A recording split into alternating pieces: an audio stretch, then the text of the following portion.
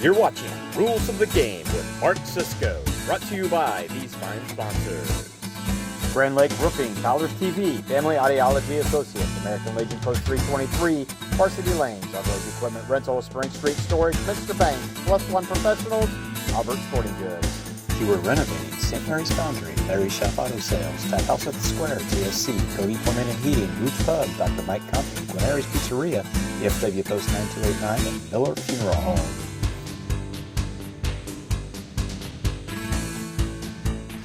Hello and welcome to Rules of the Game with Mark Sisko. I'm your host, Zach Farrell.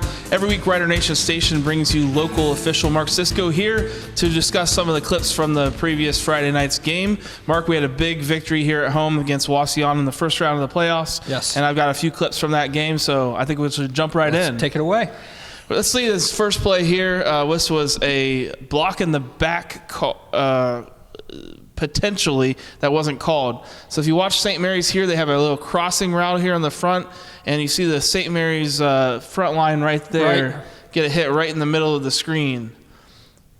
Just wondered your thoughts on it. Yeah, it's tough to see. It's tough to see sometimes in the middle of all those bodies. You got five guys, and this was a five-man crew. So they're trying to see everything that's number happening 12 there. right that there. was from the side. I mean, that's a good call. That's a good non-call right there. I mean, that was a good block. Nothing about that was in the back. So, I mean, he hit him just right. And then, of course, it was off to the races. And he took out two guys with that block, too. So, so that was a good opening play for the Riders. Back judge does a nice job of getting there. It was a good no call on the official's part. Okay, and this next call, this was an excellent I thought non-pass interference call. Just wondered if you thought that was correct. Oh yeah, there was really no contact there. If there was, it was bang bang right at the time the ball arrived, and we're told, if it's a bang bang type situation, it's probably not going to be pass interference. I mean, the receiver's got his hand on the football, and after that, it's free game. I think the defender there grabbed the arm and just knocked the ball loose. Excellent coverage by the official. Good. I would like to see them get a little bit deeper, but those kids, they're faster than we are. Good job by Kevin Perry then timing that up for the most part, yes. So this was an early false start call on Wauseon, and I didn't see much movement here on film. And didn't see anything either. Joe and I couldn't find it during the game either. Might have been on the end there. I mean, the stand-up end, number one. I mean, he flinched just a little bit. Let's just take a look. And something in there, I don't know. I don't know what it was either. I mean, the coaches didn't go crazy for Wauseon, so maybe there was a hand that moved or something that we can't see. That moved that we can't see. But at that point in the game, I mean, it's like they got 3 yards to go, and we move them back a little bit. Well, we'll let everybody at home just keep rewinding it on YouTube and see if they can find it and let us know. This next play was a quick pass out to the left from Wauseon, and the player was hit and the ball was knocked out, and they called it a catch, fumble, and then they gave him the extra yardage where the ball went out of bounds. And is that the right call there? Correct. If indeed it was a catch, the question there is it an incomplete pass or is it a catch? I mean, it makes a difference. Sometimes it can make a big difference. Again, if we have to rewind it and watch it multiple times, he looks like he puts it away and then he gets stripped. So it is a catch and then a fumble out of bounds. And even though it goes forward, Wauseon was going to get the ball where it went out of bounds. So yes, that's a good no calls all around, good spot. Good play to talk about though. I think he bobbled it just a little bit at the beginning, but he then tucked it away. And then when you turn and make a football move, is what they call it, it got stripped at that point. So it was enough for the official to say catch, fumble, ball's out of bounds here. Yep. Well, this next one was a more obvious false start there on the left side of the line. Oh, number right side too. Number one down here is what the line judge is calling, and you may have had one up at the top somewhere. Somebody flinched, and normally when the defenders point, somebody has done something. Yeah. But, maybe I kind of wonder about that. At that point, you're looking there, especially the defensive tackle there's looking and pointing. Sometimes you can buy those things. Because St. Mary's was doing that all night. Wauseon was jumping and flinching a lot. Might have been a little flinch going, but looking at it, we really can't tell anything by the down lineman right there. Now, number one out there did move a little bit. You can see the helmet. Yeah, and the end right here, I think too, just a little flinch just backwards. enough, and just enough. Yep. Well, this next play was interesting. This was pass interference on St. Mary's, but there was also holding on Wauseon in the middle of your screen right there on 31 on Logan Compton. Right. And they called pass interference, so it was offsetting penalties. Correct. Those would offset. And yeah, if we can see that again, it's right there on in the middle. Yeah, watch 31 Logan Compton get kind of just grabbed right there by his kind of by the neck. Yeah, and it wasn't. I think it was egregious, but it was called. It was called, and then the back judge has a pass interference. Must have had a hand on his back, and maybe part of a jersey that we don't see on the film here. I mean, that's part of it. Is he coming across? It's possible, because that contact looks good, but if he's got that left hand around and has jersey and goes to pull, and sometimes you don't see that on film. You just get the hand around and just turn them a little bit, which is enough. And they offset, so we're basically going to replay it. And that back official was right in a good position. So we have an end zone view here too, where you can kind of zoom in and see the hold a little bit better right there on Logan Compton. He's kind of grabbed on the shoulder as he's running just a around. little bit, yep, and that was enough. This next play was intentional grounding called on St. Mary's. Okay. So snapping into Cody 28. Wallace is kind of wrapped up, and he just kind of throws it towards the sidelines. Doesn't get to the line of scrimmage. It does not get to the line of scrimmage. That's a good call there. I mean, and this took a little while for the officials to deal with it, but something like that is, and he lets go of it about the 21. The ball is snapped on the 28. And I believe the thing about this that strikes me as an official is, with the rule changes this year, that penalty should have been enforced from the previous spot. No, I'm sorry, from where he threw it, that's fine. Mm-hmm. But what they did, they went from the previous spot. Okay. And so it was to St. Mary's benefit. Otherwise, we'd been marching back 5 yards from where Cody got tackled, and we'd have been whatever and forever.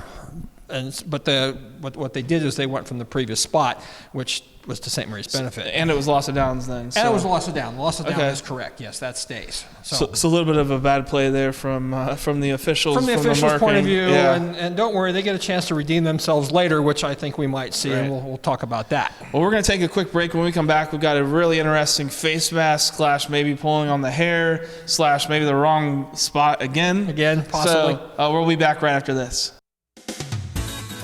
You're watching Rules of the Game with Mark Cisco, brought to you by these fine sponsors. Grand Lake Roofing, Fowler's TV, Family Audiology Associates, American Legion Post 323, Varsity Lanes, Outdoors Equipment Rental, Spring Street Storage, Mr. Bank, Plus One Professionals, Albert Sporting Goods. You were renovating St. Mary's Foundry, Larry Shop Auto Sales, Tap House at the Square, TSC, Cody Plumbing and Heating, Roots Pub, Dr. Mike Compton, Gwinnett Pizzeria, VFW Post 9289, and Miller Funeral Home. Welcome back to Rules of the Game with Mark Cisco. We're going to jump right back into the clips, Mark. This next call was they called a face mask on Wauseon. Joe and I kind of thought when watching it in the booth in real time that maybe they actually had Colton Mabry's hair.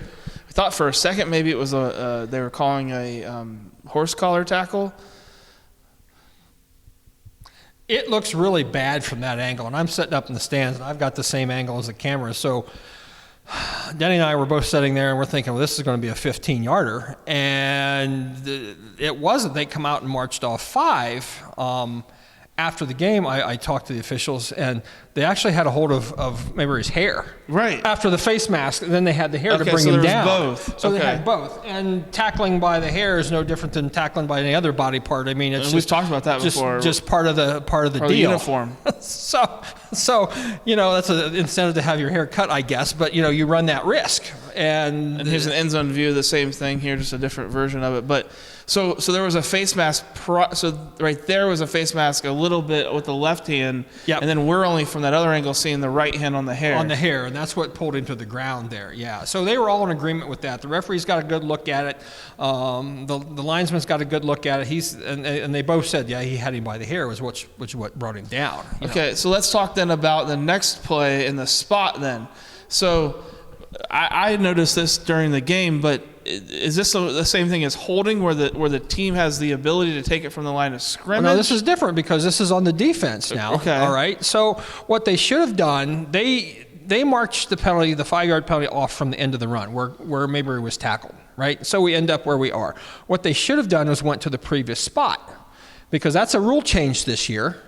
All right. Normally, a year ago, that would have been correct, 5 yards from the end of the run. But with the rule changes now and penalty enforcement, we're snapping the ball right there from about the 7, something like that, and he gets hit and brought down at about the 13. Yep. So if we see the next play and we can stop it, they are snapping it from, looks like the 6, 7, 8 yard line. 8 or 9, yeah. So they went 5 yards, which they can, but it should have been from the previous spot. Now, it would have been half the distance. So if we're snapping it from the 8, we're going to the 4. Okay. 7, we're going to 3.5. But, 3 yards, whatever, is going to be a big deal here. Yeah, 3.5 is a lot better than 7 or 8. Fortunately, St. Mary's scored the very next play. Yeah, so it didn't matter. But, yard football is a game of inches, so you want whatever you can get. So that was a little bit of a miscue on the officials' part. Yep. Unfortunately for St. Mary's, didn't affect them. They were able to score. Correct. But this next play was an onside kick attempt by Wauseon. St. Mary's was able to recover it.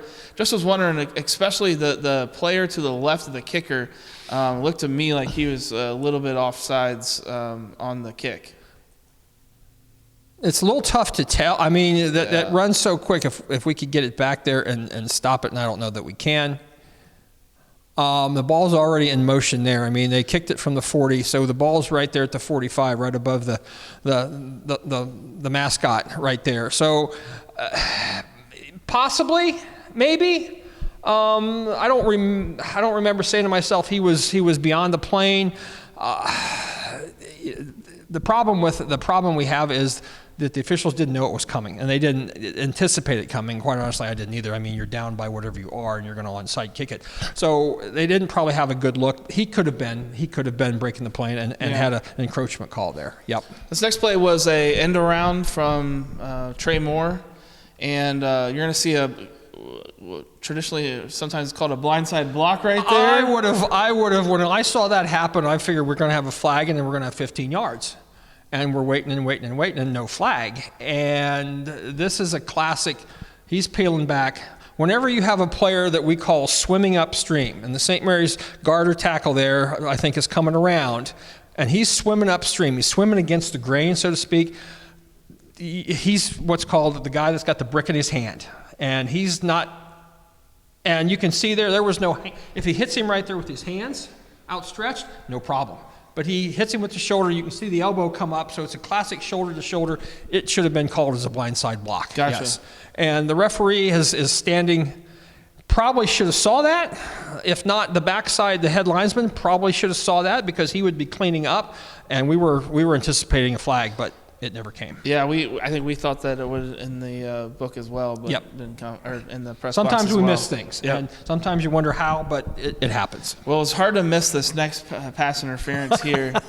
Unfortunately for Luke Bournes, he got his arm stuck in the jersey of the wide receiver, and it's real hard to see right there at the bottom of your screen, but he falls down and just takes the receiver with him. I don't know that he had his hand stuck in there. He had a fistful of that jersey. He had a handful of that jersey because I'm sitting right above where that happened, and I'm looking right. And he had that jersey. As soon as that kid went past him, he grabbed and onto that thing. And you know what? Tactically, it's probably a good move because if he doesn't pull him down here, he may catch it. And it may be a touchdown. Right. Because look, there's no hand stuck there. I'm sorry, but he's got a hold of this, and every flag in the world should have came out on that call. And it did. Yep. Truthfully. Everybody saw that. And that would be a classic situation where before the rule change this year, that it's possible that could have been ruled flagrant. Oh. Which would have meant they would have tacked on another 15 yards after the first. Now they got rid of that this year, though? Officials never called it was on purpose, and we know it. Tack on another 15. It never got called, so they took the rule out. But there would have been a good point where this is flagrant. He's got a hold of it, and there's no way the kid's getting away. Type situation. So I didn't even know that was a rule. It used to be, but it's not for 2023. So uncalled. But this next play was a holding call on Wauseon. I think right there in the backfield, they kind of took the guy down. Yeah, that's termed a takedown in that situation. Yeah, and he's got a hold of him, and you can tell when the shoulder comes back and he's not free to move. They've got a hold of him, and that's an excellent call by the referee. Yeah, 4th down. So actually, St. Mary's I think declined it, but it's a good and there call was a conversation there, I thought, with the officials, and I'm thinking, why is there a conversation? We just decline this and we go the other way. But, Right. They told both coaches what was going on and everything, and I guess I can't fault it, but I can't see a situation why St. Mary's would want would to have declined that. Right? Yeah. Yep. This next play was the onside kick later in the game that Wauseon was able to recover. Okay. And I believe you were concerned about some of the spotting on this, Well, right? I was concerned on the spot. They kick it off, and it touches the St. Mary's player there. At that point, it's a free ball. Free ball. Wauseon recovers at about the 36-yard line. Well, they end up spotting the football back up here about the 49 or something like that. Where the Rough Rider player touched it. So there's a problem with that because they threw a beanbag down and called first touching, which normally is a problem for the kicking team because the kicking team can't touch the football till it's at least gone at least 10 yards and hit the ground. And it's done all that. But for some odd reason, they got locked in on the St. Mary's kid touching it, and they moved the ball back to the 49 to St. Mary's advantage. Right. And that's where they made Wauseon snap the ball from, which was totally wrong.